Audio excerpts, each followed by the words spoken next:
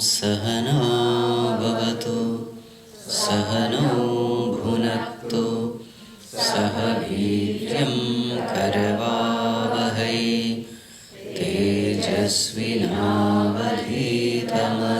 मा विद्विषावहै। ॐ शान्ति शान्ति शान्तिः।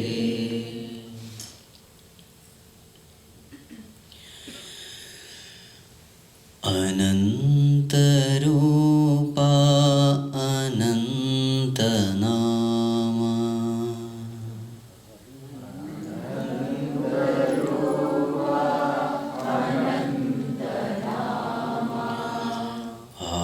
आदिमूला नारायण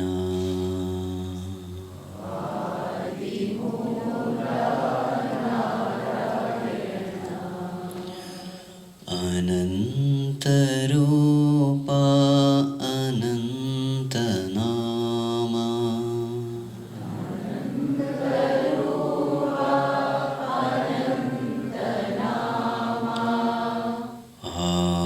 आदिमूला नारायण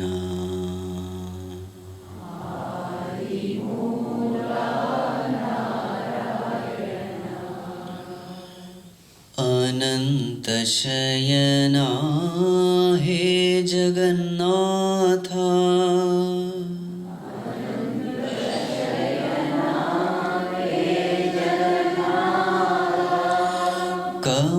कमलनयना हे माधवा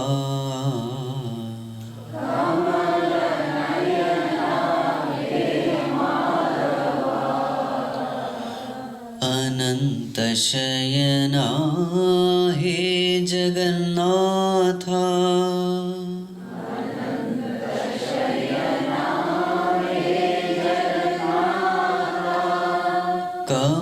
कमलनयना हे माधवा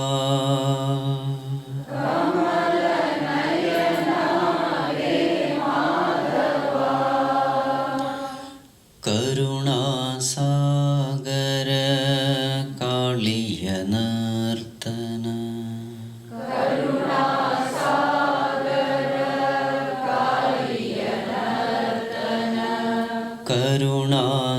करुणासागर कालियनर्तन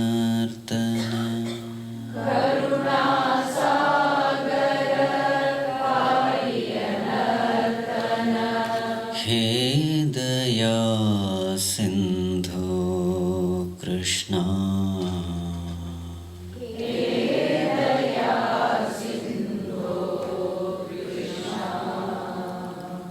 हे दया सिंधु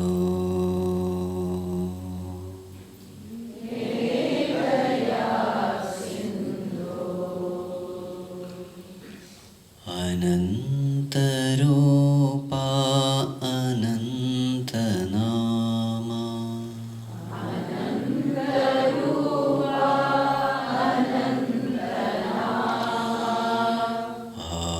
आदिमूला नारायण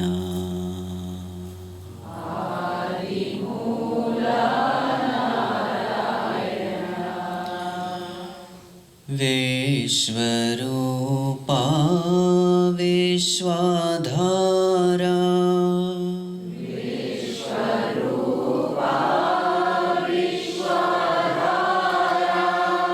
विश्वेश्वर हे नारायण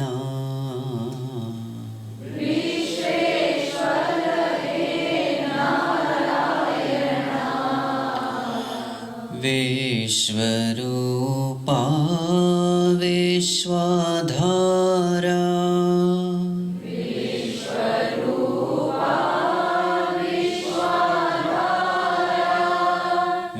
विश्वेश्वर हे नारायण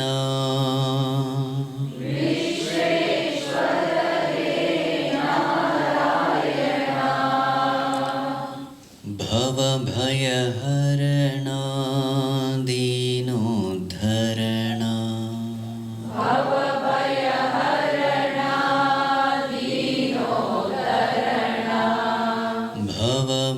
भवभयहरणा दीनोद्धरणा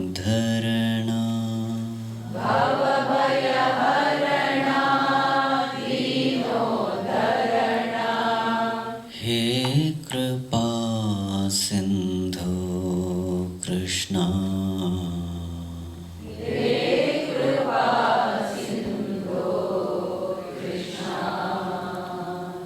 हे कृपा सिंधु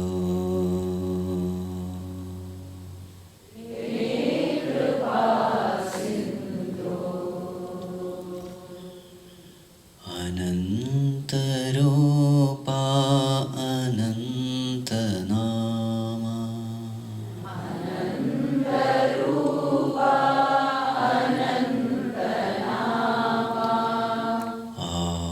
आदिमूला नारायण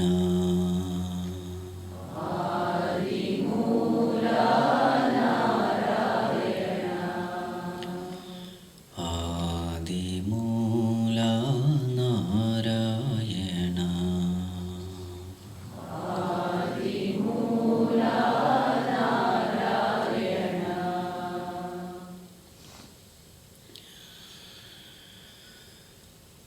दशरथ नंदन रामा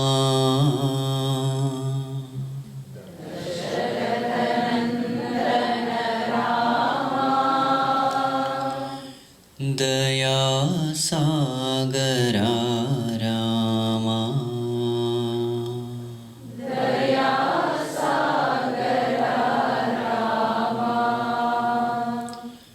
दशरथ नंदन रामा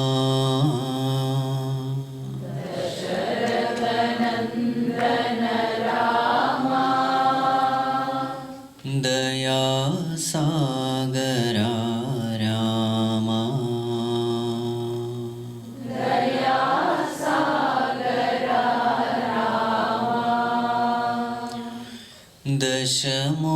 दशमुखमर्दन रामा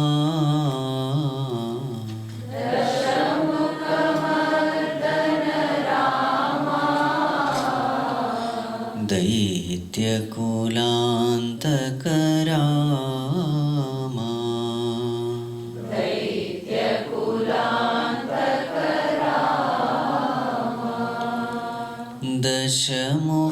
दशमुखमर्दन रामा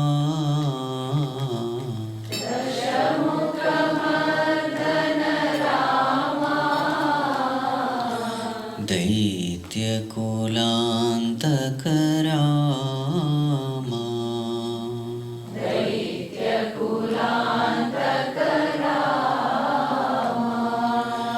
लक्ष्मण सेवित रामा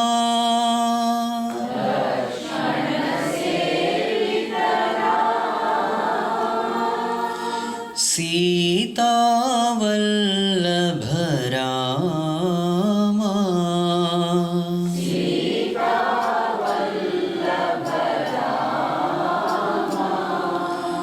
लक्ष्मण सेवित रामा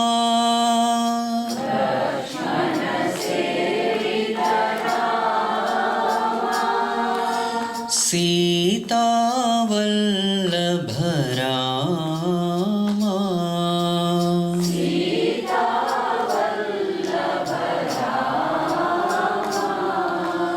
सूक्ष्मस्वरूपा रामा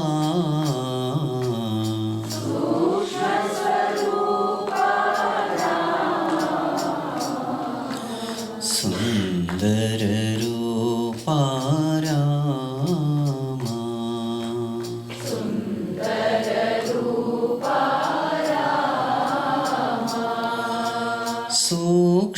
सूक्ष्मस्वरूपा रामा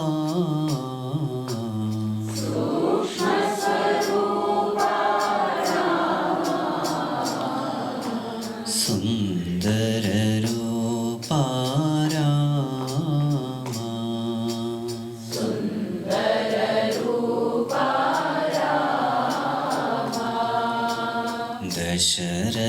दशरथनन्दन रामा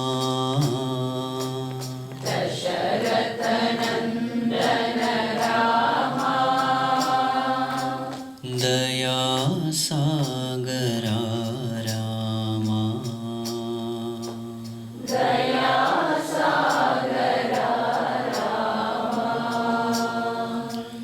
दया सागरा रामा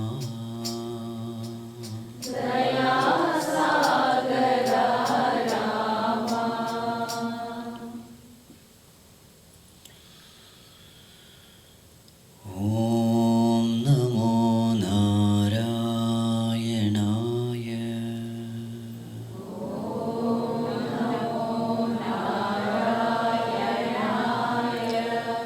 ॐ नमो नारायणाय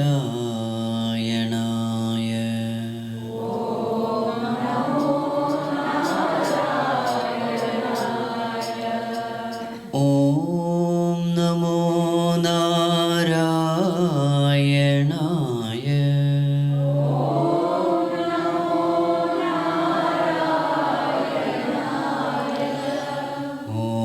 ॐ नमो नारायणाय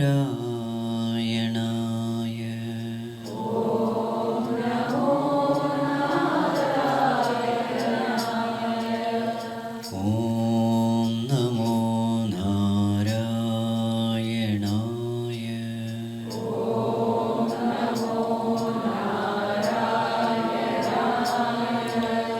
ॐ नमो नारायणाय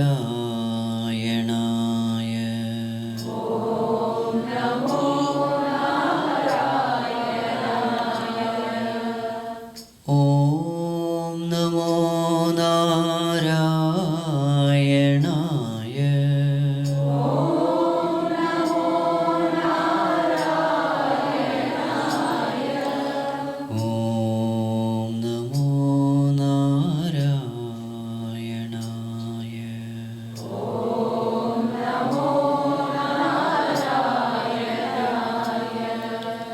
ॐ नमो नारायणाय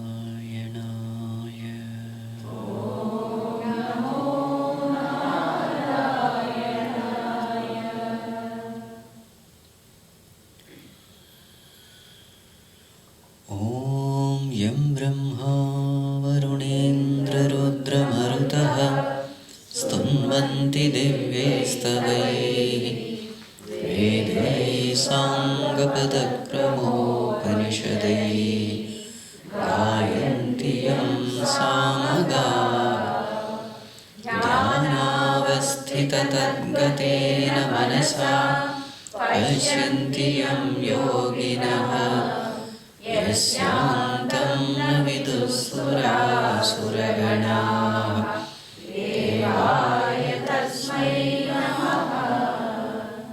देवाय तस्मै नमः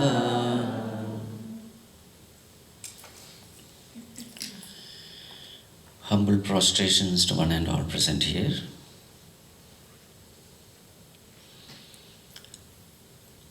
Our topic of discussion in the evening is Gita in daily life. Some important tips for a practical life from Bhagavad Gita.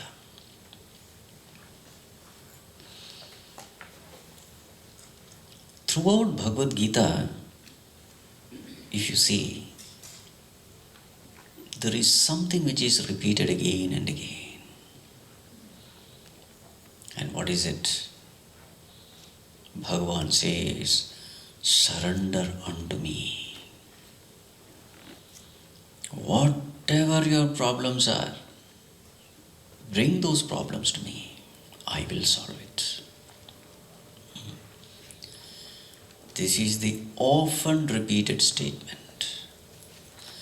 Sarva dharman parityajya mam ekam sharanam vraja aham tva sarva papebhyo mokshayishyami ma shuchah. Don't grieve. All your papams, sins, miseries, disturbances, I will remove it. Only thing you have to do is mamekam sharanam. Surrender unto me.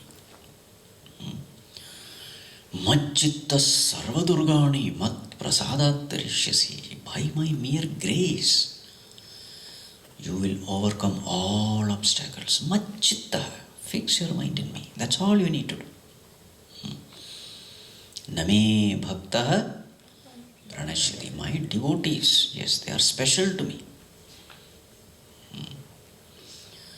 Ananyas chintayanto mam ye jana paryupasate tesham nityabhyuktanam yogakshemam vahamyaham. They are very special, those people who fix their mind unto me. Yoga and kshema, welfare and well-being, I will look after. Right. So what should we do? There is only one thing we need to do. Let us take our problems to God. Okay. And it is our birthright. Why?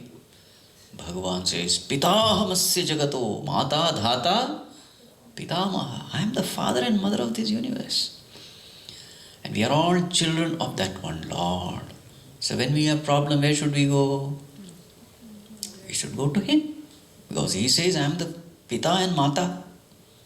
Isn't it? So therefore, throughout Bhagavad Gita, if one thing is repeated, it is this. Tameva sharanam gaccha sarva bhavena bharata. Wholeheartedly surrender to Him alone. So now, this is what we have to do. So as a beginner in spirituality, what should we do? All of us have problems, isn't it? What should we do? Is there anyone without problem? We all have problems. And we want the best solution for all these problems. Now here is the best option. The Lord of the universe, the omniscient, omnipotent and omnipresent Lord. I hope you understand these terms. Omniscient means what? All-knowing. Omnipotent means all-powerful. Omnipresent means everywhere. Such a Lord. He is taking care of this whole world. And such a Lord is saying, come to me, my dear child, come to me. Why are you suffering like this? I am here for you. You see? And He knows everything about us, our infinite past, what all we have done, what is needed for us. Yes, everything He knows. And He is ever willing also. So what should we do? We should take our problems to Him. But how do we know whether He will solve our problems or not? At least give Him a chance. So we say, test Him. Test the Lord. He has made such big promises. So you should test Him. Take your problem to God. And to show that you are serious about solving these problems, you should also take some austerity. Bhagavan, I will do a little fasting. this problem is really troubling me, so I will skip, say, breakfast or lunch or dinner, whatever. Or I will do this much of mala of japa. Many times what happens, we pray and we forget that we have asked something. That should not happen. So take some tapas from your side and just pay attention. Is that Lord solving this problem? And miraculously you will find this problem which was haunting you, either the problem get dissolved or you become strong enough to face the problem. This happens. To the extent you are serious, to that extent you will find that the Lord is also serious in solving your problem.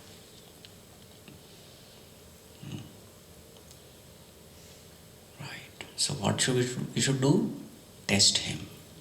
So every time when this happens, you are taking a problem to the Lord and the Lord is solving it.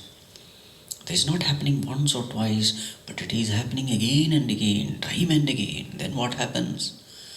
You come to know, yes, there is someone with me who loves me. There is someone with me who is concerned about me, who is listening to me, who is with me, who is taking care of me. So then what happens to this relationship? This relationship starts becoming more and more strong.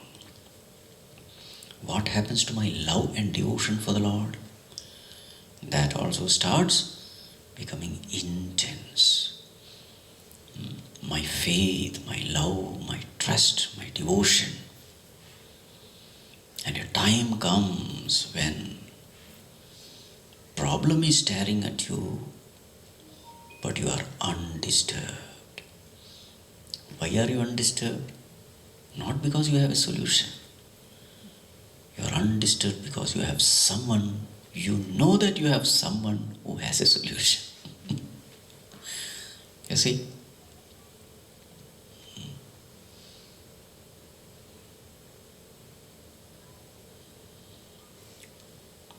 There's this famous story of Swami Vivekananda, when he went to Chicago. So he was seated in the ship. The ticket was booked, but he did not have any money with him. He did not know where he was going. Completely a foreign land, totally a different culture. But Swamiji was seated, absolutely undisturbed. So somebody came, he saw Swamiji and said, Swamiji, where are you going? Then Swamiji said, I am going to Chicago. I'll be representing Hindu religion. There is a World Parliament of Religion. I'll be representing Hindu religion. Oh, Swamiji, so nice. You're going to Chicago. I also stay in Chicago. Tell me, where are you going to stay? Then Swamiji said, maybe I'll stay at your place. The point is, see that peace. Everything about future is uncertain. And here is a person without mobile phone, without money, without knowing anything, but so peaceful. Where did that peace come from? A firm trust that there is somebody who is looking after the world, and that very same Lord is looking after me also. So whatever is needed, it will just come. It will just come. Isn't it? This world is so beautifully designed and run by that Lord. Just imagine, a child is born from the womb of the mother. Mother doesn't know what to feed the child. Child doesn't know what to eat. And the whole world doesn't have that particular food which the child needs. And suddenly comes a special food. it appears in the breast of the mother. Yes or no? So just imagine how beautifully this world is taken care. And remember, for every animal a special breast milk comes. A pig will have a pig milk. A dog will have a dog's milk. Cow will have a cow's milk. Human being will have a... You see? How beautifully this world is run. So what are we supposed to do? And still we are so-called, the most intelligent being on this planet. Still we have stress, worry, tension, anxiety. So what should be the reason for all this? There is only one reason. We have disconnected ourselves from God. It's a very interesting thing in this world. Who is the happiest being? A small child is the happiest being, isn't it? And interestingly, that child has nothing. There is no money. There is no power. There is no position. There is no bank balance, no wealth, position, nothing. No knowledge also. Literally, a child is a nobody in this world. And here is this child who is the happiest in this world. Why is the child happy? The child knows, I am nothing, but I have somebody who knows everything. Isn't it? So this child should be our guru in learning the technique of happiness.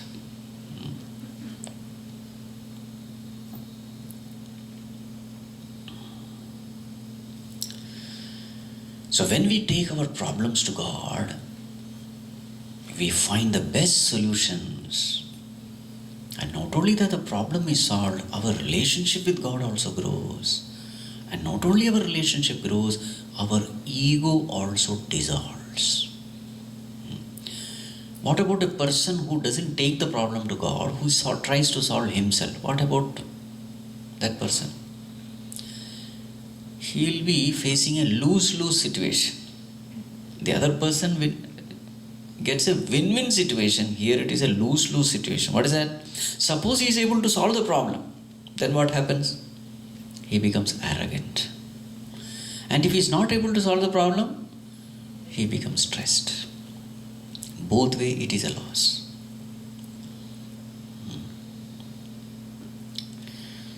Okay. Now the next one. How does Bhagwan solve our problem?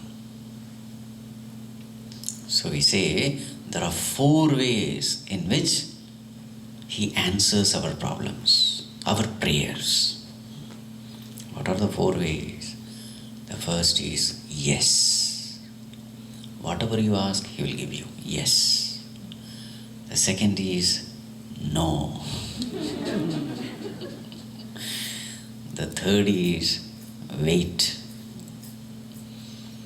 And the fourth is take. Here is something better. So what is the first one? Yes. Second one? No. Third one? Wait. Fourth one? Take. Here is something better. You see? The first is yes. So whatever you ask, he gives you. The second one is no. What does this no mean? Why Bhagwan's response is a no? You are asking for something which is not good for you. If the child asks for a knife to play, will the mother give? No. Because that knife is not good. If the child is sick and the child is asking for ice cream, will the mother give? No. So sometimes the answer is no. So we must understand, it is not because Bhagavan is not listening to our prayers. It is only that it is not good for us. Therefore he is not giving. And many times our faith is shaken when the answer is no. Yes or no? Have to be very careful. And you will always find that after a few years, that Lord Himself will prove it to you why the answer was no. A time will come when you say, thank God my prayer was not answered. I was asking for something terrible. At that time I thought that was the best. But later on, He will prove it to you. Right? So yes, no, the third one is wait. When the right time comes, I will give you. And the fourth one, take, here is something better. What you are asking is inferior. There is something better, which you don't know, but I know it. You deserve it. I'll give you. Right. Whatever you want, He will give you. There is nothing in this world which He cannot give. There's a beautiful verse in Mukundamala.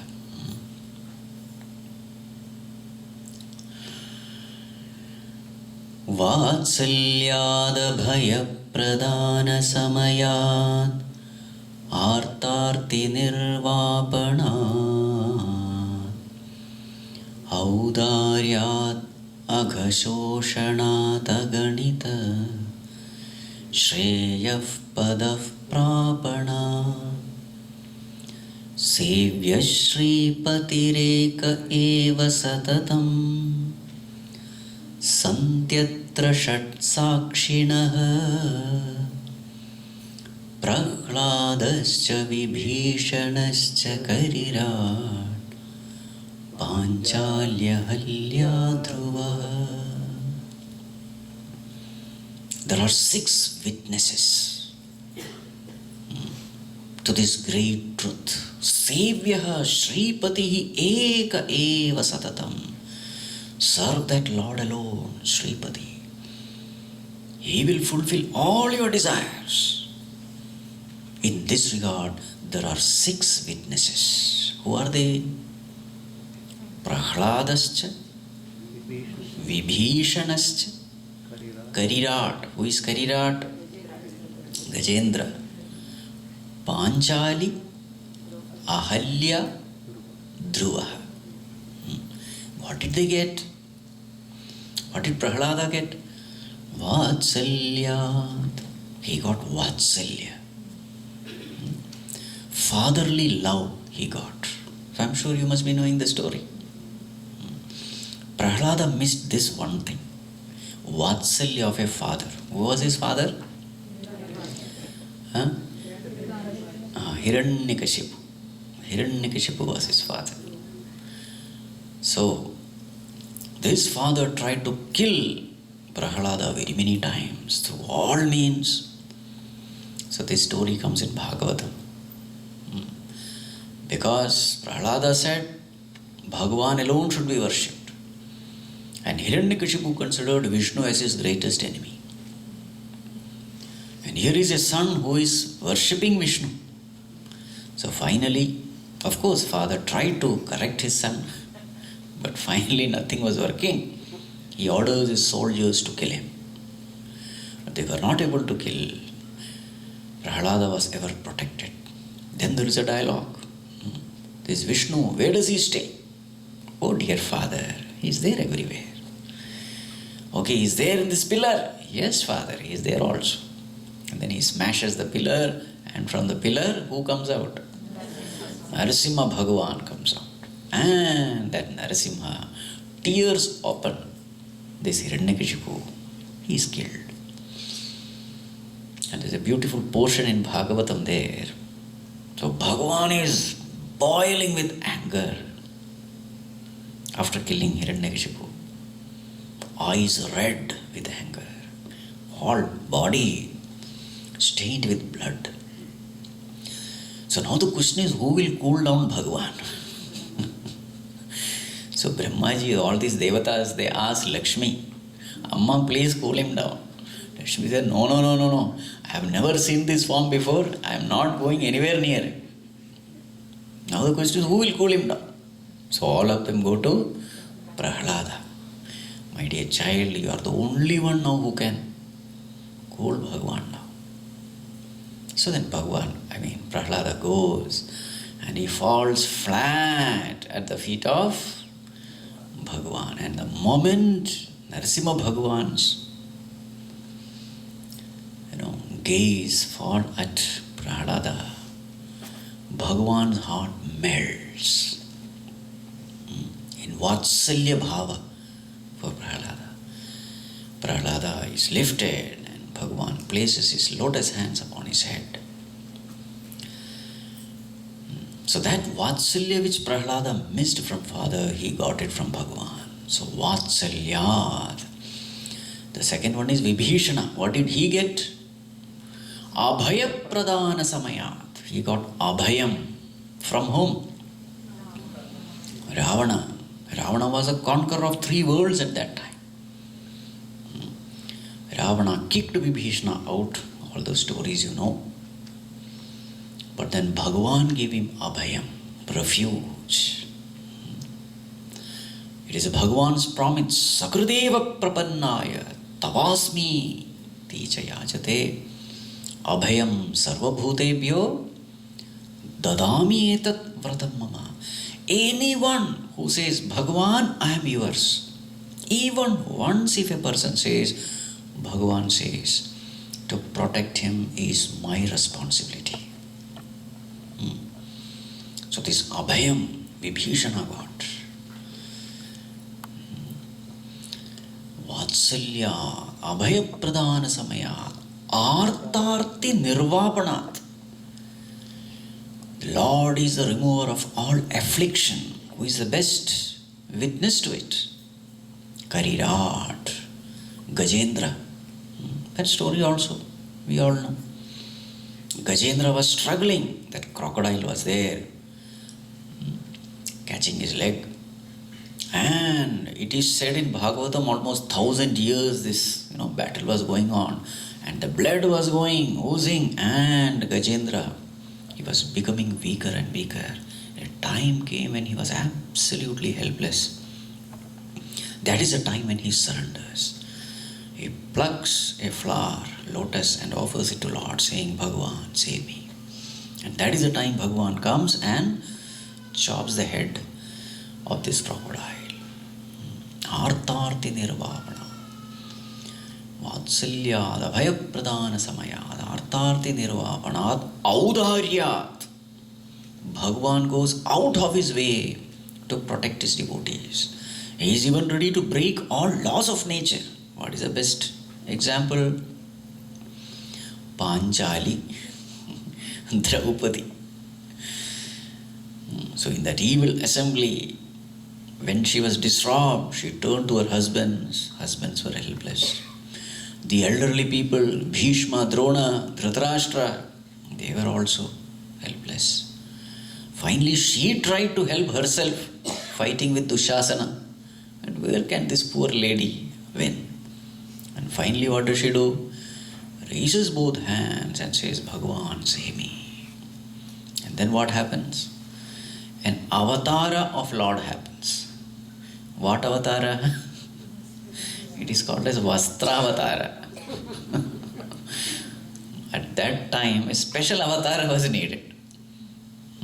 So here, breaking all laws of nature, Bhagavan goes out of his ways to protect his devotee.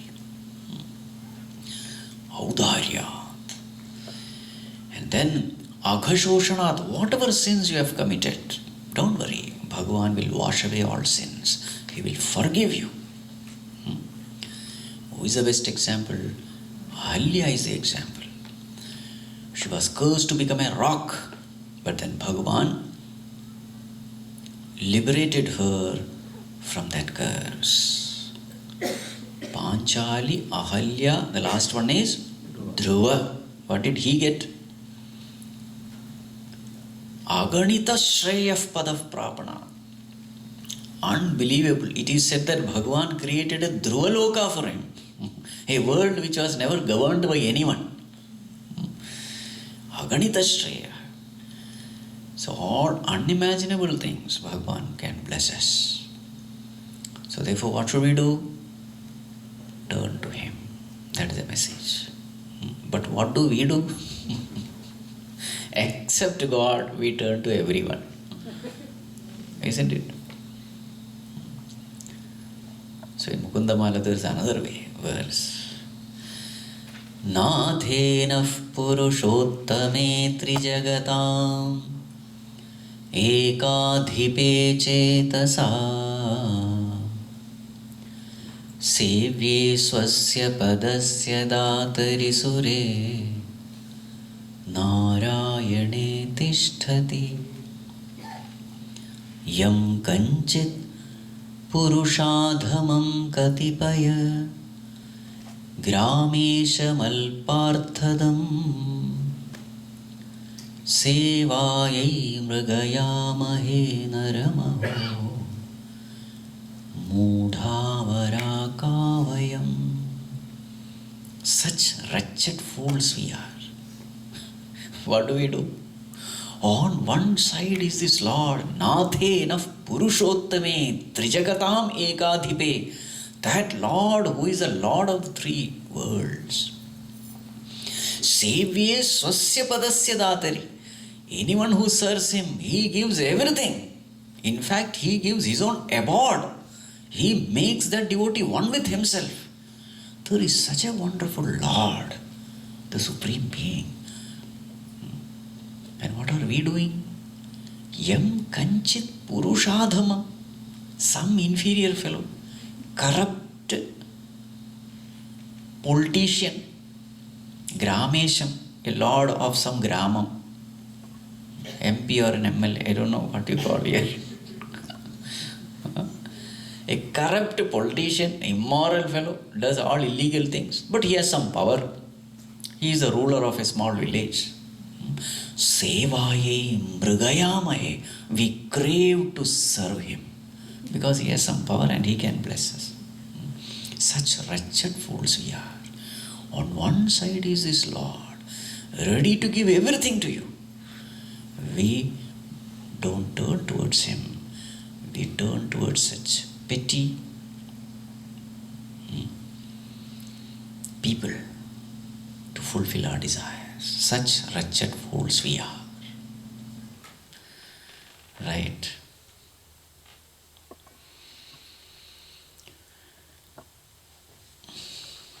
So therefore, the message of Bhagavad Gita is this: turn to the Lord. Gatir bharta prabhu sakshi nivasa sharanam suhrata prabhavav pralayasthanam nidhanam bijam avyayam. Gati, I am the goal of everyone. Gati bharta, I am the supporter of everyone. Prabhu, I am the Lord. Sakshi, I am there as a very witness in everyone. Nivasaha, in me everyone stay. Sharanam, I am the ultimate refuge. Suhrat, I am the friend of all. Prabhavav pralayasthanam, from me everyone come, in me everyone stay, into me everyone dissolves. Nidhanam bijam avyayam, I am the treasure, the imperishable treasure. Right. So this is the message. Is it practical or impractical? It is absolutely practical. Now some more things related to this relationship.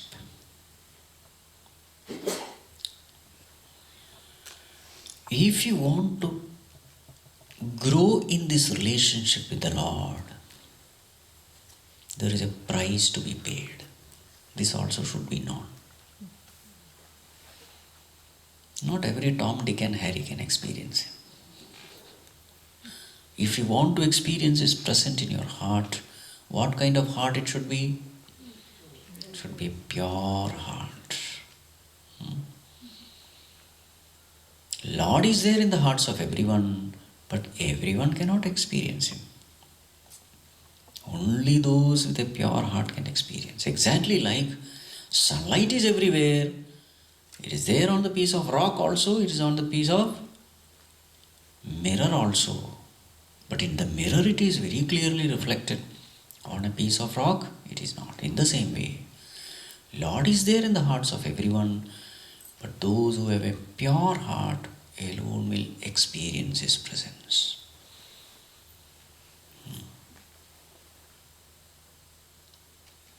Now the question is how to purify this heart. So what should we do? What is that which the Lord loves the most?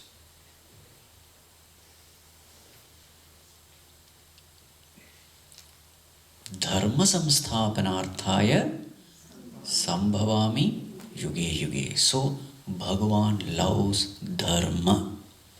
Dharma means what? Righteousness, virtues, noble living. Yes, there is something which He loves. He wants us to be righteous.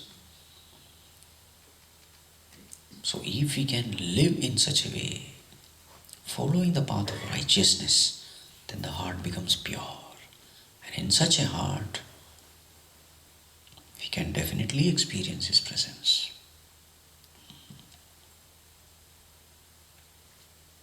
How do we know whether we are right or wrong?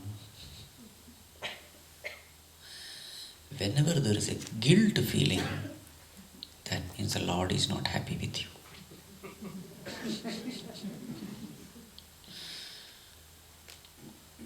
Don't say He doesn't communicate to us. Yes, He communicates. He talks to us. But the only thing is we don't listen. We disregard His voice. And His voice is not a voice with a language. It's more of a voice with feelings. Whenever we go astray from the path of righteousness, the mind becomes disturbed.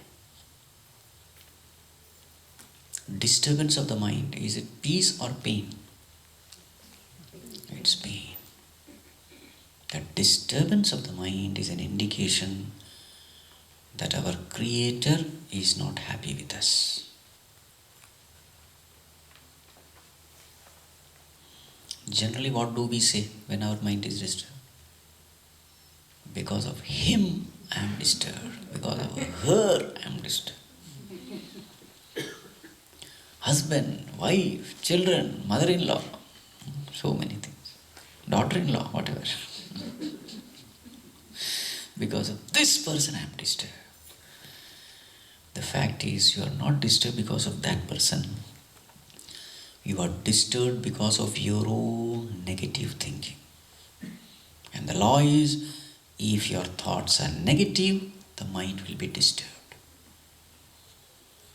There is a cause-effect relationship. Disturbance is an effect. What is the cause? Wrong thinking is the cause. The moment thinking goes wrong, the mind is disturbed. And every disturbance of the mind is a guidance from the Lord to correct our thinking.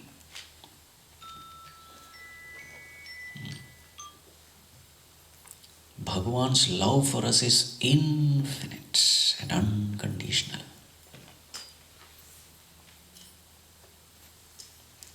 So when there is infinite unconditional love, there is also concern.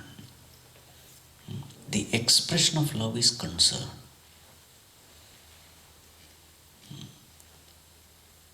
It is a responsibility of that person who loves me to correct me when I am going wrong. But at the same time, freedom is also given. Warning is given, but freedom is also given to choose my path. That is actually perfect love. Nothing forced. So you'll always find that whenever the mind is disturbed, the thinking is wrong. And the disturbance also has got very many flavors, very many shades. Different types of disturbance you have. There's a disturbance due to jealousy. That is very different from the disturbance due to hatred. That's very different from the disturbance due to anger. You see, every disturbance has got a particular flavor. Vanilla flavor, strawberry flavor. You call everything as disturbance, but all these disturbances have got different flavor. Why? So that we will recognize, why am I disturbed? What is that which is causing this disturbance? So what should, as a devotee, what should we do? Listen to this disturbance. Find out where this disturbance is coming from. What is that which I have done because of which I am disturbed? Disturbance is an effect.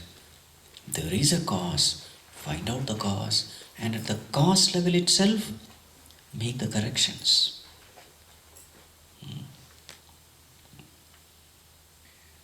Because if you don't make correction at the thought level, this mistake starts becoming grosser and grosser, and it will start penetrating into the grosser world. Because the law is, beware of your thoughts because they become your words. Beware of your words because they become your actions. Beware of your actions because they become your habits. Beware of your habits because they become your character. Beware of your character because they finally determine your destiny. You see?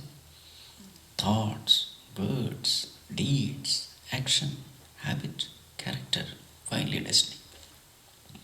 So the thought level itself, the disturbance starts coming. You see how much Bhagavan is concerned for us. Not that you do all blunders and then after that, I told you. No. At very early stages.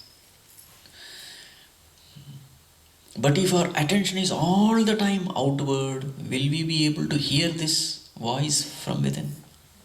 No. This is one among the very many purposes of meditation. Listen. There is somebody talking to you. Your Creator is talking to you. Are you listening? Your Creator is lovingly guiding you. Are you listening? Are you paying attention? What is the mistake we do?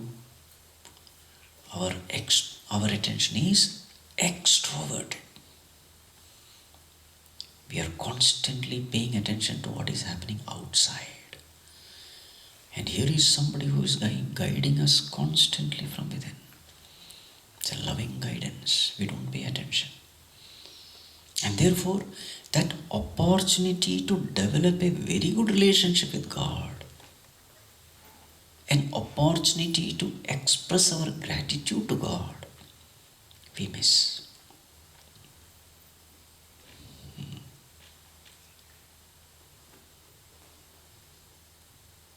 Are you able to follow what I am saying? So every disturbance of the mind, there is something to learn. I have made a wrong contact with the world. My thinking was wrong, and because of which I am experiencing a disturbance. So when that mind gets disturbed, what should I do? Take some drugs and quieten that disturbance?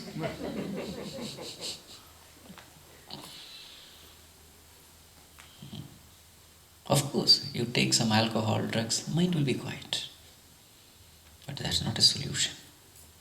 It is something like some fire alarm, red, some red bulb is glowing and you break the bulb and you think you have solved the problem.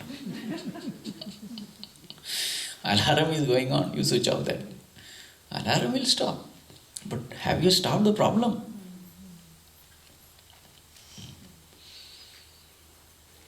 Isn't it? Swamiji, anti-depression tablet.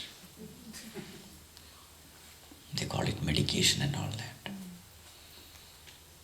solve the problem. You are suppressing the symptoms of a deep-rooted problem. If mind is disturbed, go to the root cause. What is the cause of this disturbance? And you will find thoughts are wrong, words are hurting, actions are hurting. And it's a law of this universe that if your words and actions are hurting, disturbing others, then that disturbance will come back to you. Because everyone is connected in this world. We are not separate islands. If you are disturbing somebody, that disturbance is going to come back to you. We have no choice but to be good in this world. If you want everything noble, auspicious things to happen to you, there is no other way. You will have to be good. Your words and actions will have to be noble. If that is not happening, the initial indication is this disturbance. So what should we do? Correct this disturbance of this mind. How do you correct? So we have this 5-point technique. What is that? Observe, detect, eliminate, substitute, and then strengthen. Observe your mind. Second one, detect the negative thinking, wrong thinking. Then eliminate these wrong thoughts. How? By substituting it with good thoughts, right thinking. From where do we get right thinking? Right thoughts, right understanding, where do we get it from? Of course, scriptures. That is why satsang is important. That is why study groups are important. Studying the scripture is important. Why? Because I must replace my wrong thinking with right thinking. And the right thinking, what is the source? The source is scriptures. I must train my mind to think right. You will always find that right thinking and peace, they go together. Wrong thinking and disturbance, they go together. That's why Bhagavan starts Bhagavad Gita with this statement. Ashochanan vasochastvam prajnavadanscha bhashase gatasun agatasunscha nanusochanti pandita. Panditaha or panditaha? Panditaha. Arjuna, on one side you are talking the words of wisdom. On the other side, you are collapsing. The first chapter, Arjuna was giving discourse. And what is the name of that chapter? Arjuna Vishada Yoga. It's a very interesting thing. The teacher himself is drowning in sorrow. Arjuna is a teacher in the first chapter. He is teaching Krishna. Krishna, we should not fight the war because of this reason. And here is a person who is giving advice and collapsing. And finally what happens? Arjuna collapses on the chariot, not even able to hold the bow. So, what does Bhagavan say? Anvasochahatvam, you are grieving, and pragyavadanscha bhashase. You are speaking the words of wisdom, and on the other side you are immersed in grief. How can these two go together? Wisdom and grief. Na anusochanti panditaha. The wise people don't grieve. So what is a sign that my knowledge is right? The sign is peace of mind. Peace is the direct proof. What is a sign that my thinking is not right? Disturbance. They always go together. So observe, detect, eliminate the wrong thinking, substitute with the Right thinking. What is the difference between positive thinking and right thinking? Are they both one? What's the difference? Have you ever thought about this? Right thinking is always positive, but the positive need not be always right.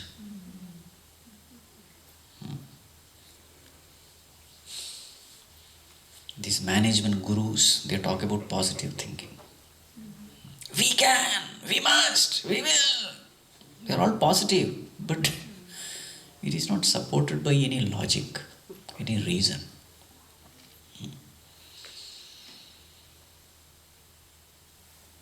In scriptures, we are neither optimistic nor pessimistic, we are realistic. Both optimism and pessimism, they are divorced from reality. You have a wonderful hope, etc. Fine. But that is just your vain imagination, whether it is good or bad. Optimism is also diverse from reality. Pessimism is also diverse from reality. Scriptures always talk about reality, realistic. So that is called right thinking, and the right thinking is always positive. But all the positive thinking need not be right. So in scriptures, in satsang, in study groups, what do we focus upon? Positive thinking or right thinking? Right. We don't use the term positive thinking. We use the term right thinking. And a person who has right thinking will always be positive.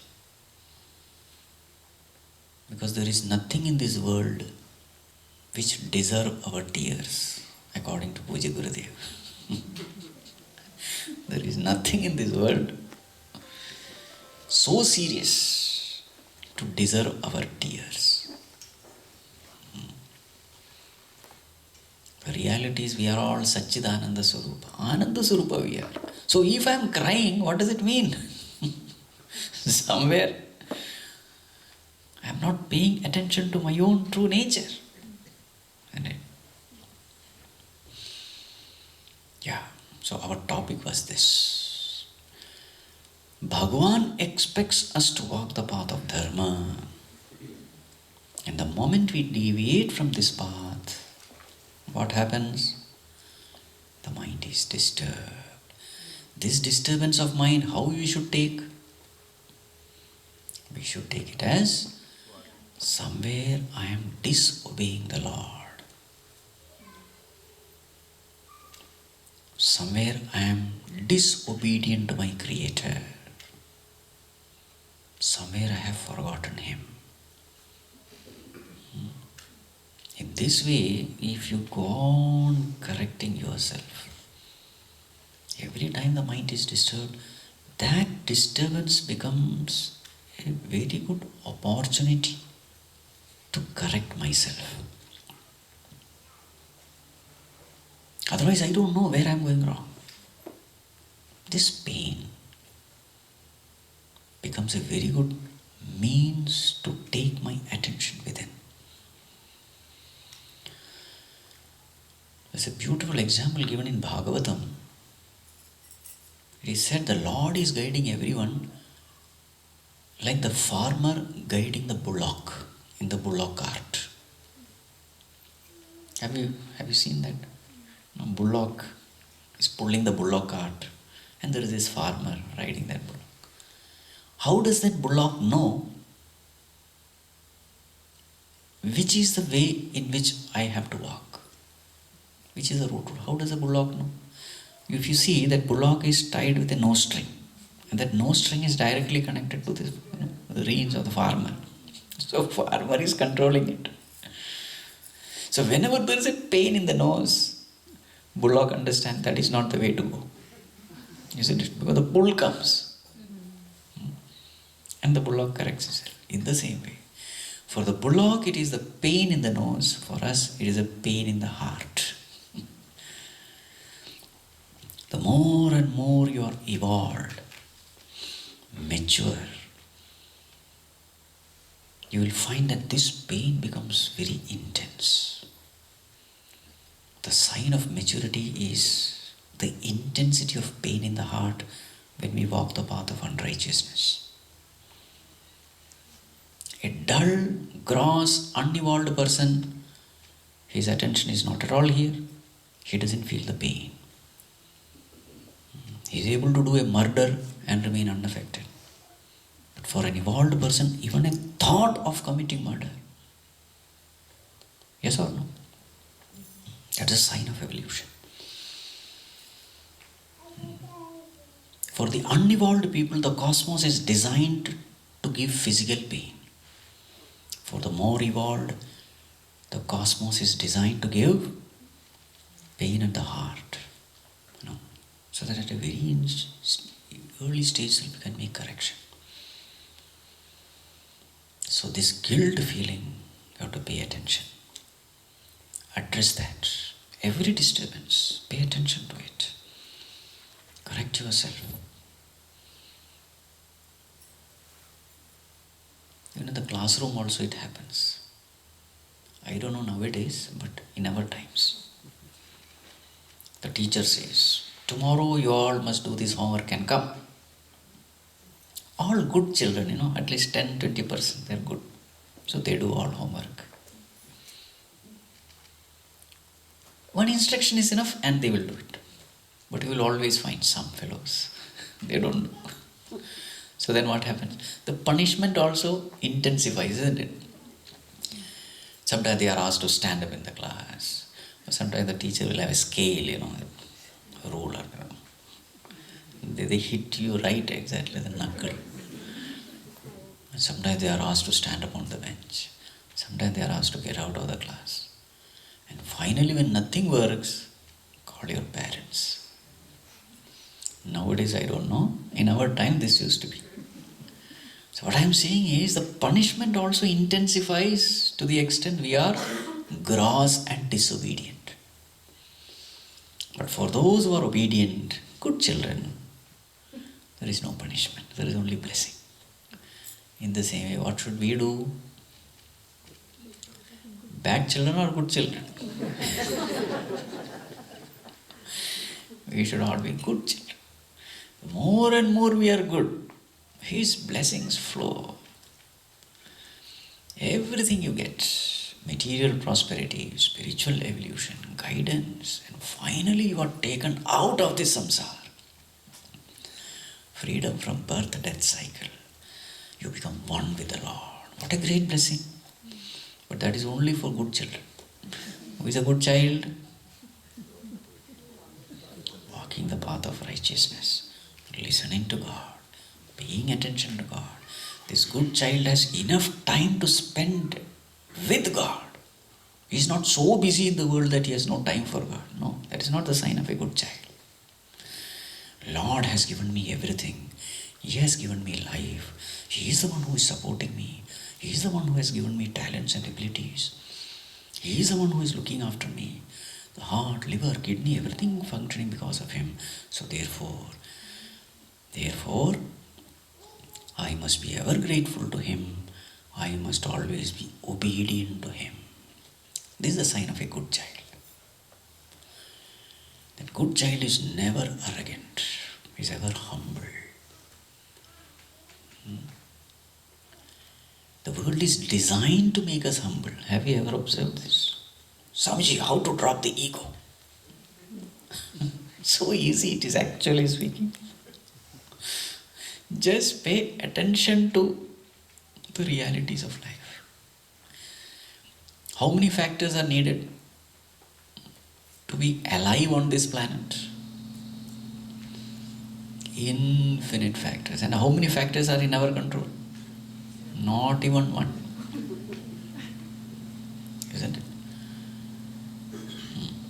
The so-called self-made man, if you just observe, there is nothing self-made. Everything is God-given only. This topic we will discuss later.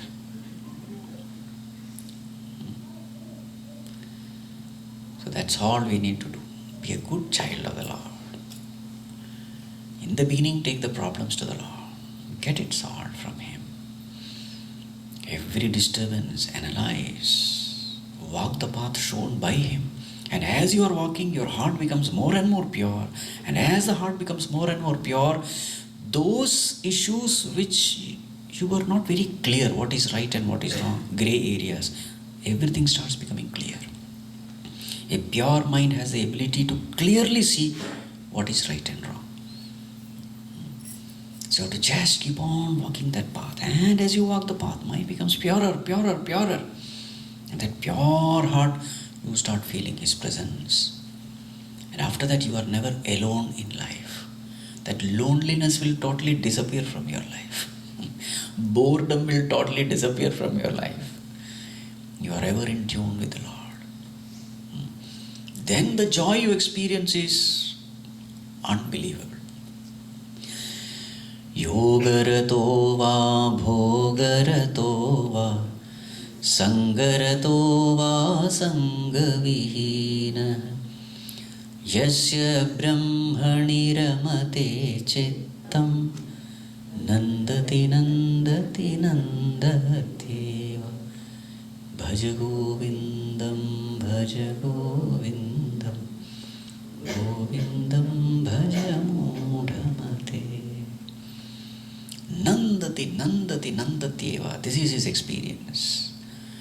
Nandati, Nandati, Nandati. Nandati means rejoices. It is repeated 3 times. Means what? That joy is a uninterrupted joy. Constant one. For whom? Yasya Brahmani Ramate Chittam. Whose mind is reveling in God.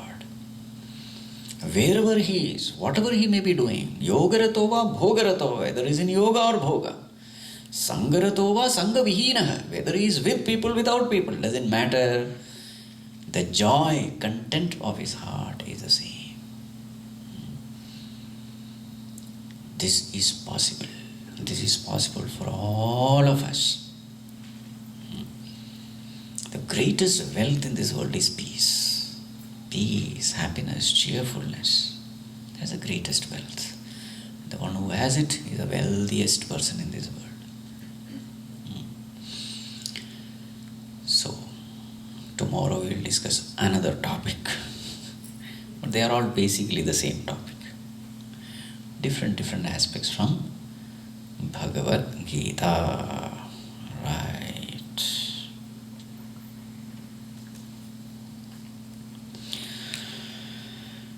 आओ गुरुदेव दर्शन दीजो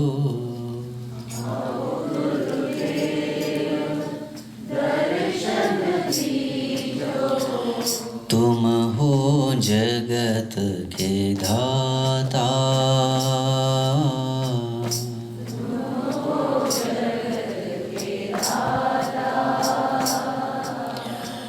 तुम हो जगत के धाता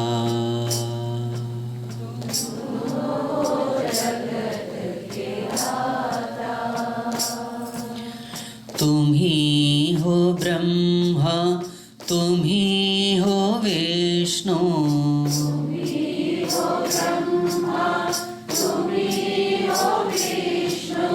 तुम ही हो शंकर रूपा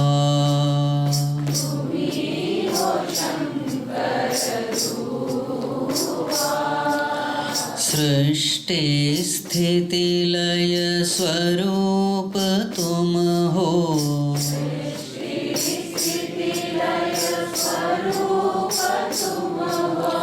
तुम हो अनादि रूपा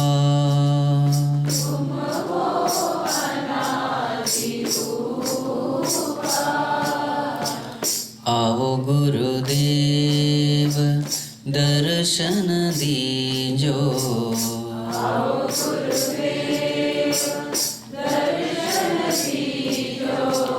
तुम हो जगत के धाता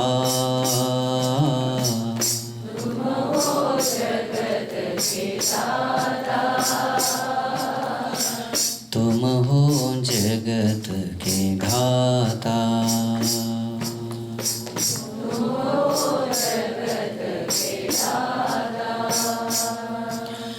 अनाथ ना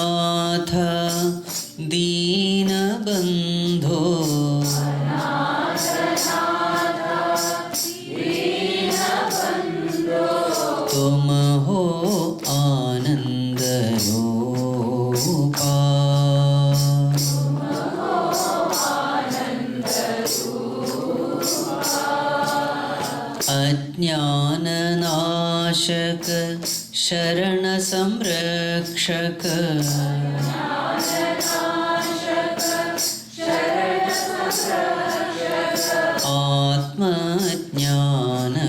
आत्मज्ञानप्रदाता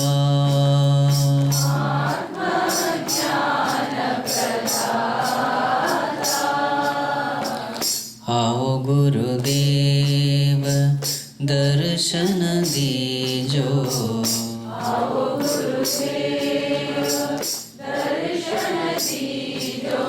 तुम हो जगत के धाता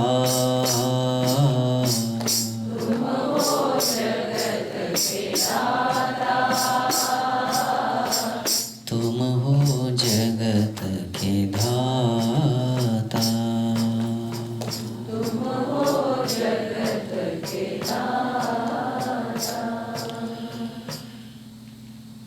ओम सर्वे भवन्तु सुखिनः सर्वे सन्तु निरामयाः सर्वे भद्राणि पश्यन्तु मा कश्चित् दुःखभाग् भवेत् असतो मा सद्गमय तमसो मा ज्योतिर्गमय मृत्योर्मा अमृतं गमय ॐ शान्ति शान्ति शान्तिः हरिः ॐ श्रीगुरुभ्यो नमः हरिः ॐ